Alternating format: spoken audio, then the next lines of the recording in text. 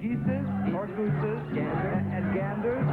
Oh, the sound. And seagulls. You forgot seagulls.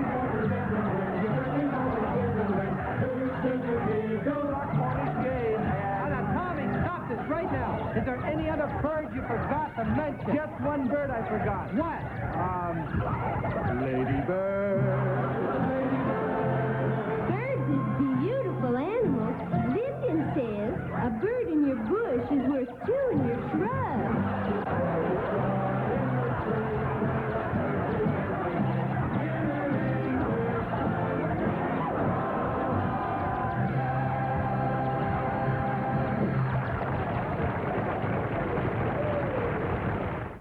Up next, Glen Campbell and John Hartford. It's knowing that your door is always open and your path is free to walk. That makes me tend to leave my sleeping bag rolled up and stashed behind your couch. And following this classic comedy hour, Glen reminisces about the song and the Smothers. He said, I didn't know. He said, boy, that was great, Glen. I said, well, thanks, Tom. There was a very, very groovy song written this year, and the song was Gentle on My Mind. It was recorded by Glen Campbell and is one of the greatest songs written this year. It has been nominated in 6 categories for this year's Grammy Awards. And we are very proud to say that 2 of our friends are directly responsible for its success. Tonight we're very fortunate to have both of them on the show. Glen Campbell, the performer,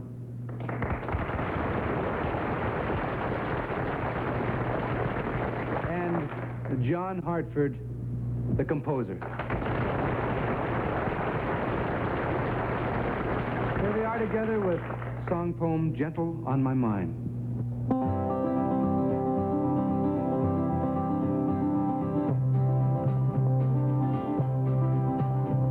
It's knowing that your door is always open and your path is free to walk.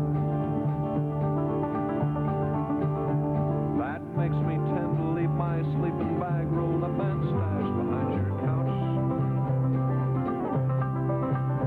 And it's knowing I'm not shackled by forgotten words and bonds and the ink stains that have dried upon some line. That keeps you in the back roads by the rivers of my memory, keeps you ever gentle on my mind.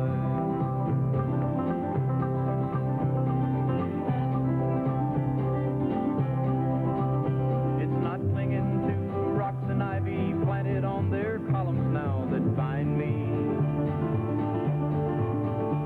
or something that somebody said because they thought we fit together walking.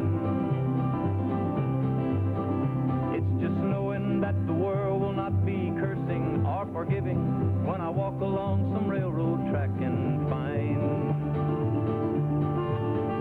that you're moving on the back roads by the rivers of my memory, and for hours you're just gentle on my mind.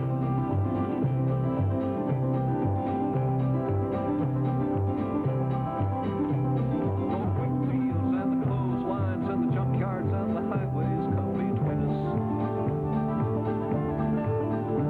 And some other woman crying to her mother 'cause she turned and I was gone. I still might run in silence, tears of joy might stain my face, and a summer sun might burn me till I'm but not to where I cannot see you walking on the back roads by the rivers flowing gentle on my mind.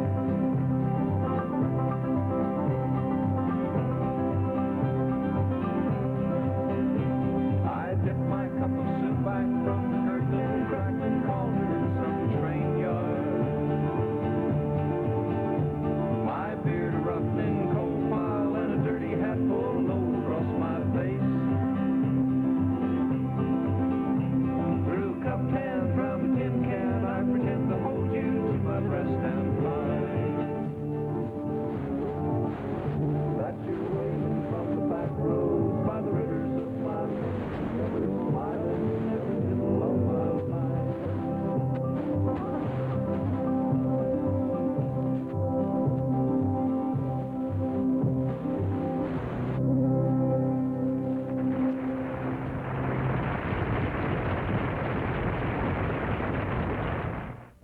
just ahead, the mother of comic invention, Moms Mabley. Oh, yeah. I got other clothes, but Mom likes to look her best when I'm on television. And still to come, a blast from the past with classical gas.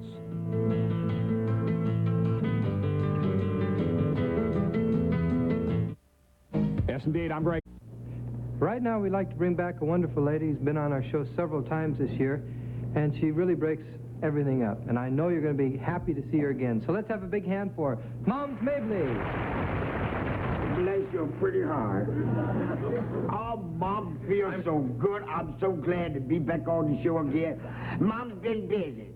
I've been busy. I've been talking to my children. You know, my young children. I'm crazy about teenagers. They're Mom's friends. They buy my records.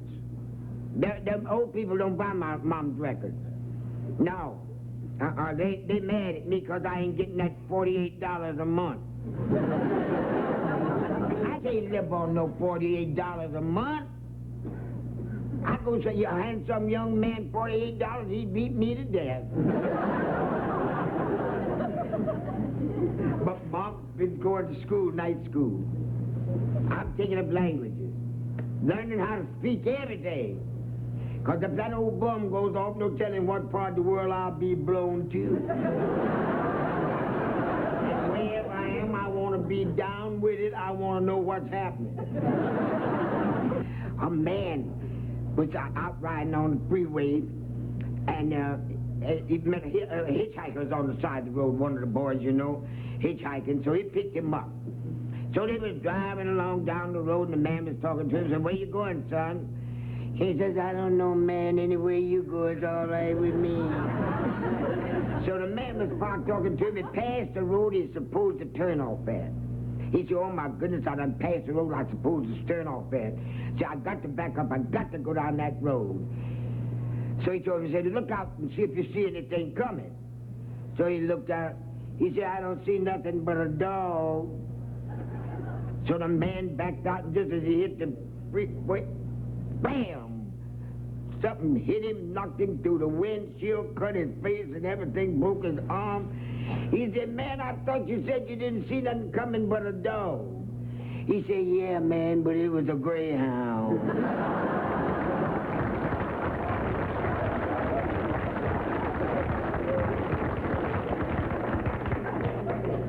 Woman was sick. She got very bad off. She was dying. Sent for her husband. Wanted to make a confession before she died. Her husband came up there crying. She said, "Honey, I'm dying." He said, "Yes, I know."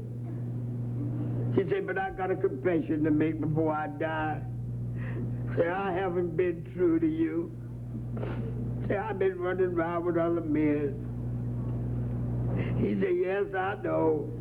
That's the reason I poisoned you."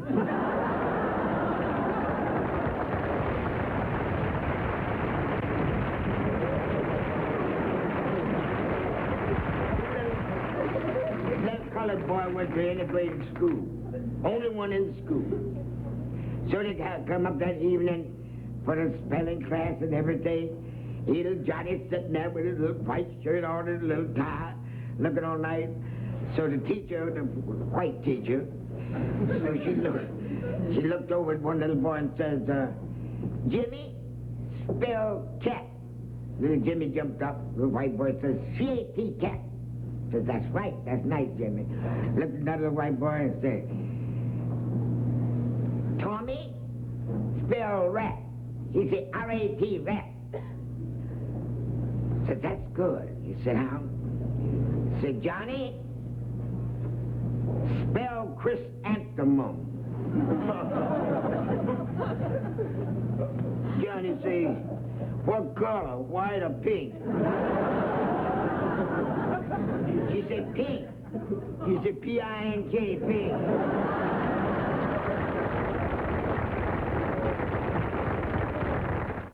Up next, Mason Williams' Classical Gas. And just after this comedy hour, Mason recalls the origins of the song. So I thought, I'm going to write something for parties. This weekend on... You know, a lot of people think that writers are just crazy, weird, impractical people. But of course, that's utter nonsense. For example, in this box here is an actual size photograph of a bust that was done by one of our writers, Mason Williams. And the bust is right there. It's an actual size reproduction. It's something that every artist should do. And one of these busts right now is hanging in the, currently in our exhibit in the Museum of Modern Art in New York.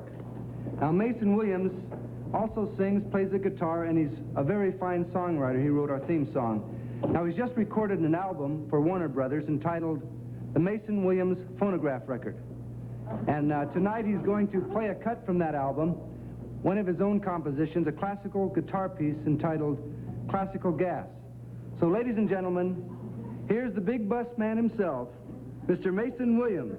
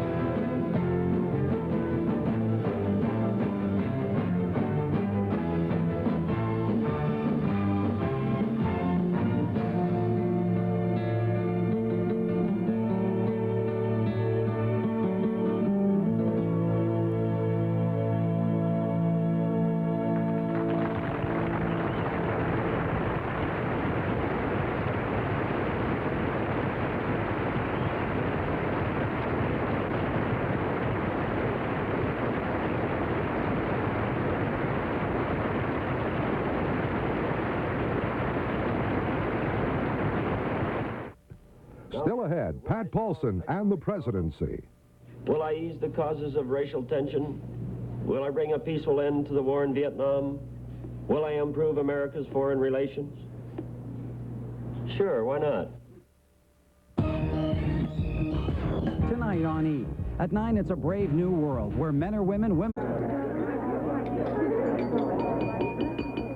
Ladies and gentlemen, and members of the Smothers Brothers Comedy Hour, and distinguished guests, we are gathered here tonight to hear an important announcement. An announcement that we, as well as millions of Americans, have been waiting to hear. So, without further delay, it is my privilege to introduce our speaker for this evening, and he comes to you with a light heart. Ladies and gentlemen, Mr. Patrick Paulson.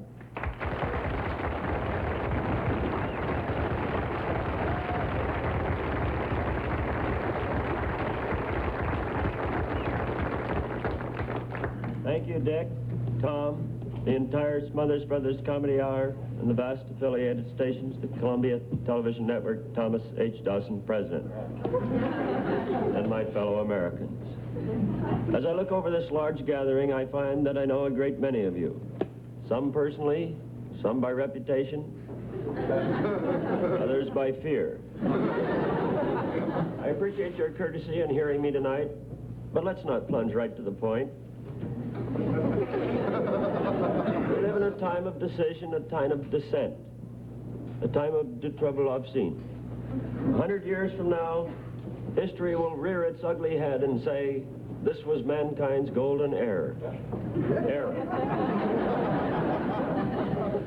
I'm sure you've been hearing the rumors that I was considering the possibility of running for the presidency of the United States.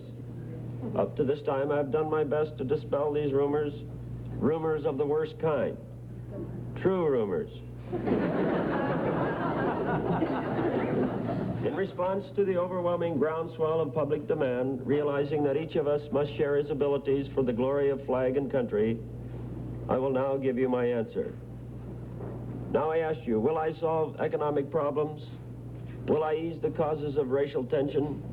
Will I bring a peaceful end to the war in Vietnam? Will I improve America's foreign relations? Sure, why not?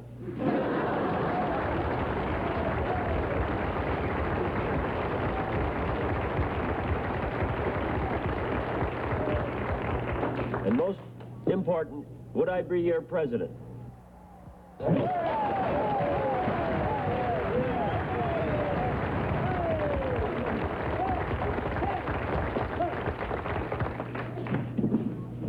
Let me say this about that. I'm honest enough to admit that I do have some drawbacks and disadvantages as a candidate.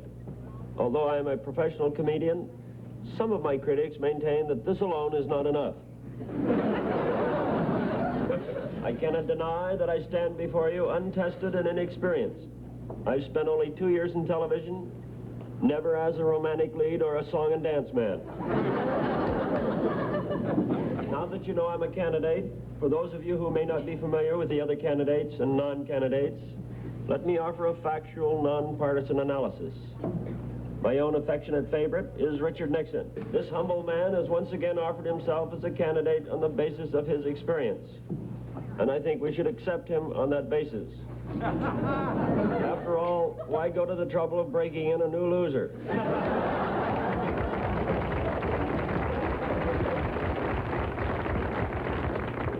Mr. Nixon has always managed to snatch defeat from the jaws of victory. The other Republican candidate officially in the race is George Romney. However, his illusions of peace in Vietnam have indicated he would rather be right than Republican. There's a big campaign in California to nominate Ronald Reagan for the presidency. You also hear a lot of talk for Donald Duck. Some people are still booming Charles Percy as a possible candidate. But I ask you, could you hold your head up high and have any confidence in a leader named President Percy? The only other Republican hope is Governor Nelson Rockefeller of New York. He says that he will stay on as governor of New York. But that's a lot of garbage.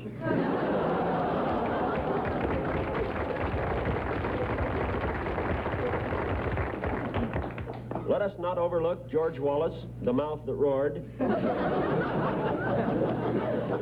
He says he's running because he wants to give the people a choice. And he wants the choice right there in black or white. So far, the only candidate running against President Johnston in the Democratic Party is Senator Eugene McCarthy of Minnesota. I do not believe that this man has a chance to win. How can he possibly win on such an anti-American platform? He has admitted he is a peace candidate. All over the country, people are still asking about Bobby Kennedy. Will he run for the presidency this year, or will he be content to wait until 1972? The answer is definitely, who knows? However, it is a known fact that he has 10 children. Therefore, I would like to take this opportunity to place the name of Robert F. Kennedy before you in nomination for the office of Mother Nature.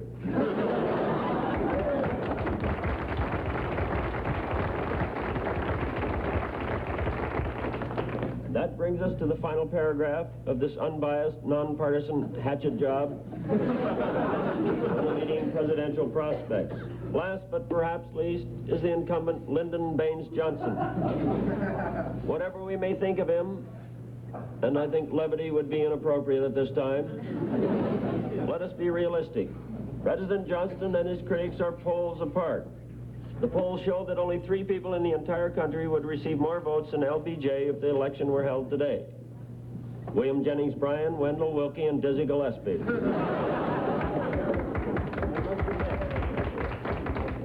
I must admit, President Johnson always hits the nail with his head. There you have it, the National Honor Roll for 1968. As for me, my campaign efforts will be limited to old-fashioned, honorable, stand-up mud-slinging and name-calling. I represent the straight-talking American Government Party, the Stag Party, dedicated to callous sports, barns, and incoming American people. In conclusion, I stand proudly before you tonight as a man unbound by political ties, a man free from the pressures of tradition and convention, a man who is an independent candidate. In other words, I'm nobody's fool. Thank you.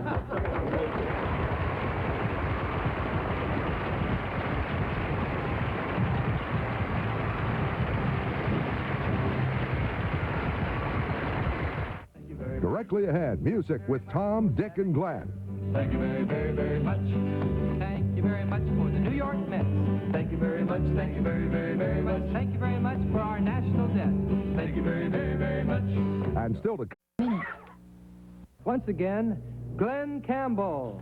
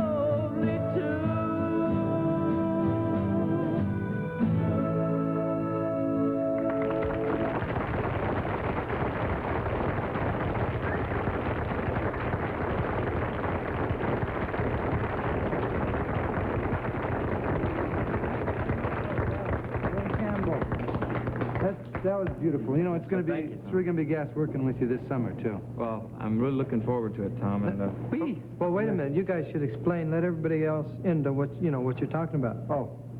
See, Glen Campbell is going to host the summer replacement show for the Smothers Brothers Comedy Hour. We're going to show...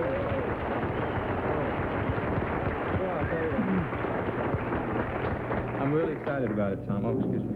I'm really excited about it, and I just Well, I hope you make it... want you to know that it's a big break for me. Well, we hope you really make it big, too. It's really great being a star, you know. It's a wild, wacky, wonderful world of show business. That's right. The bright lights, the fame, the fortune. The tensions, the bickering. The glamour and the women. And the ulcer, and if you really make it big, the divorce. Oh, well, seriously, Glenn, there are a lot of pressures. You know, you'll be in front of millions of people. You'll be criticized. You'll have to fight the establishment. There'll be a lot of responsibility on those shoulders of yours. Now, do you think you think you can handle it? Well, Dick, I know that I'm just going to try to do the best that I can.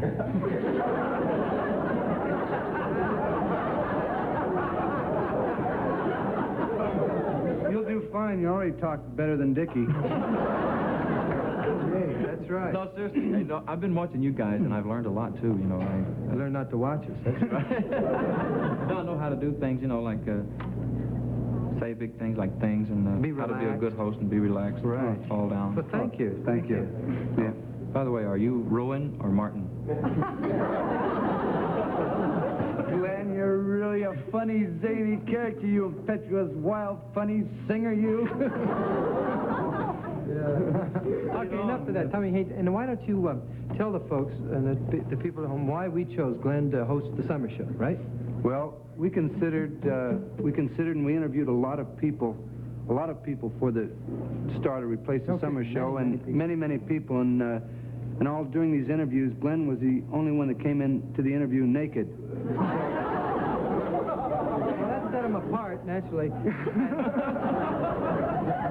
And speaking of being naked, I think you dropped your pick, Glenn. We've got to relax on almost the show. dropped my guitar. Okay, speaking of being naked, why don't we let him introduce this number, Cold, all by himself, right? Okay, take it, Glenn. Okay. Thank you very much. Thank you very much for smoggy air.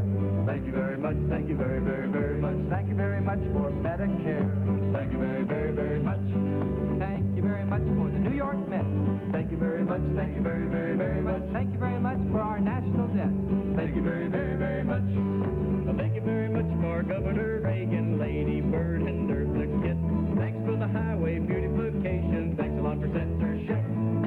You don't know how much they all need. They seem better in my dream. Thank you very much for love. Thank you very much. Thank you very much. Thank you very much for love. Thank you very much. Thank you very much for the Daily News. Thank you very much. Thank you very much. Thank you very much for Howard Hughes. Thank you very much. For finger snapping, wire tapping, chocolate soda and Truman Capote, napalm bomb, Vietnam. Selective service makes me nervous. Thank you very much. Thank you very much. Thank you very much for love. Thank you very much. Thank you very much. Thank you very much for love. Thank you very much. Well, thank you very much for the higher taxes. Thank you very much. Thank you very much. Thank you very much for the credibility gapses. Thank you very much. Abominable snowman poverty program, acid rock, Dr. Spock, Jeannie Dixon, Richard Nixon, Baby Jane, and Pat campaign. Thank you very much. Thank you very much.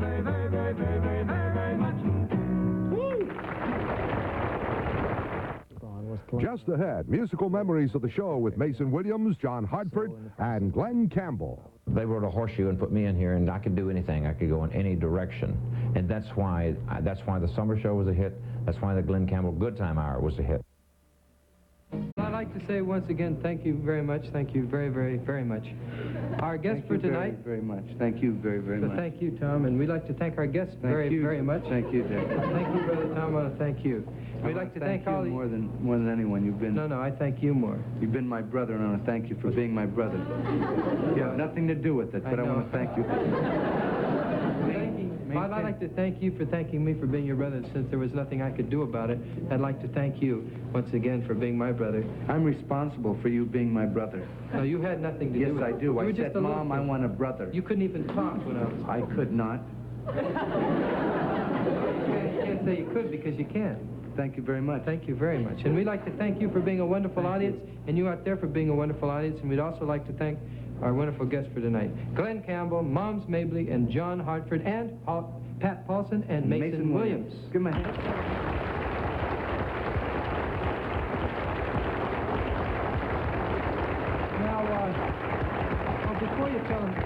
Now, before you tell them who's going to be on our show next week, we ought to mention that we're going to have some of the people behind the scenes. Oh, like yes. we've done. This is our 25th show of the year, and not very often do we get to bring out the people, some of the people that help make this show possible. Tommy and I just can't stand up here and do it. There's a lot of great writers, singers, dancers. A lot of intelligent help. Directors and a lot of people involved. We're going to have a lot of them on the show. We're going to have the next censors week. come out and do Yeah. a dance.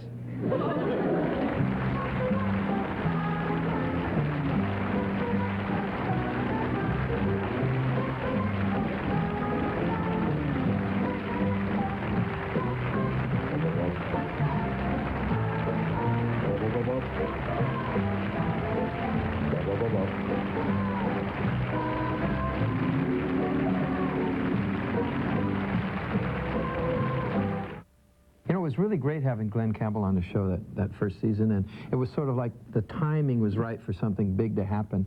And Tommy and I always thought that to become a superstar like Glen Campbell's become, you have to have more than just one thing going for you. You know, he always was good in the business, but he had those big hit records, Phoenix, and which was Gentle on My Mind. Gentle on My Mind, Wichita Lineman, and then to be on television on a regular basis, which, why don't you tell everybody how Glen got the summer show? Well, in the old days, back in the 60s, when you had a 1-hour television show, every summer you would have the first shot at the summer replacement, your own summer replacement. Well, they give you the time slot all year long. They give you the time slot, so when your show went off, on a regular season, summer came on, you could put on anything you wanted.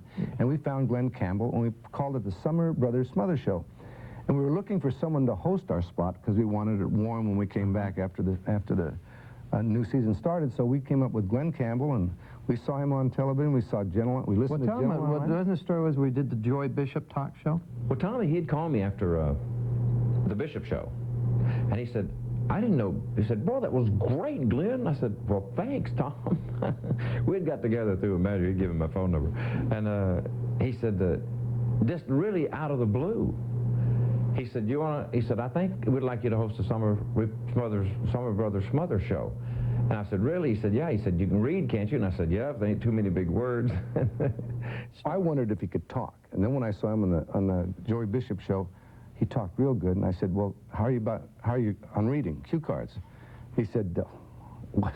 Hi, I'm Glen Campbell. No, he said he had trouble with that. We worked on that. Yeah. But he had such a charm about him, and we put all of our cast around him, all of our writers around Glen Campbell, and had the Summer Brothers Smothers show. And I said, I can't do anything controversial.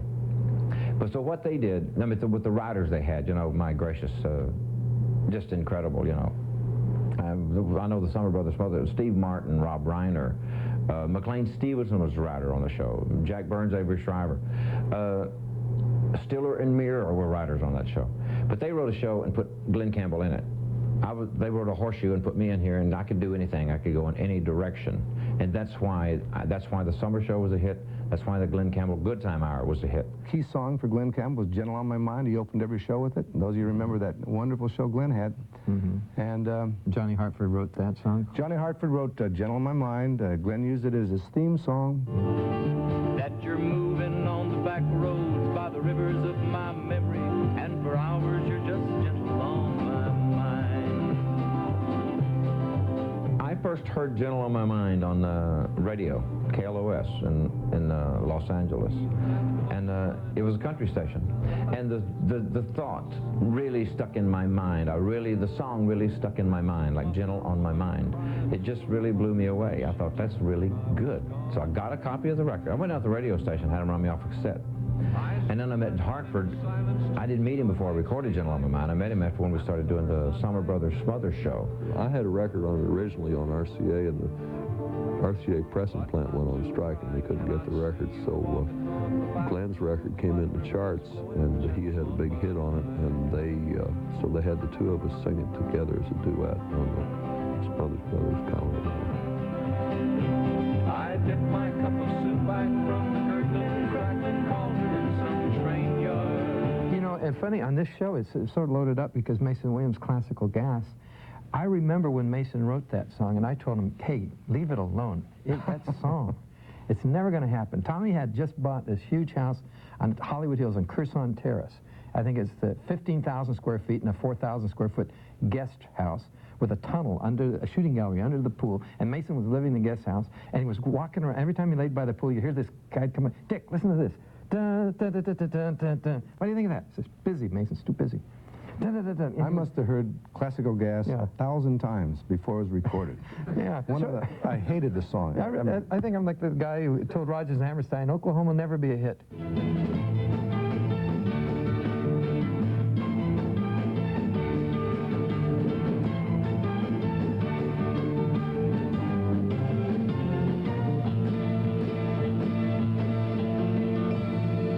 I was trying to figure out how a guitarist named Silvio Santisteban was playing a little lick, and I never could figure it out. So in the process, I thought, well, I'll just write one of my own to play.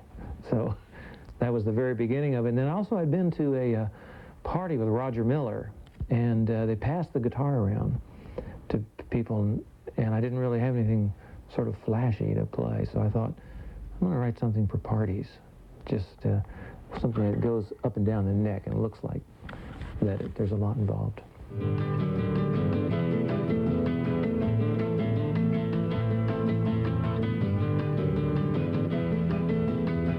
We hope this comedy hour brought back some pleasant memories, and if you weren't around back then, maybe you learned a little bit about what the world and TV were like in 1968. And we'll see you next time with another original Smothers Brothers Comedy Hour.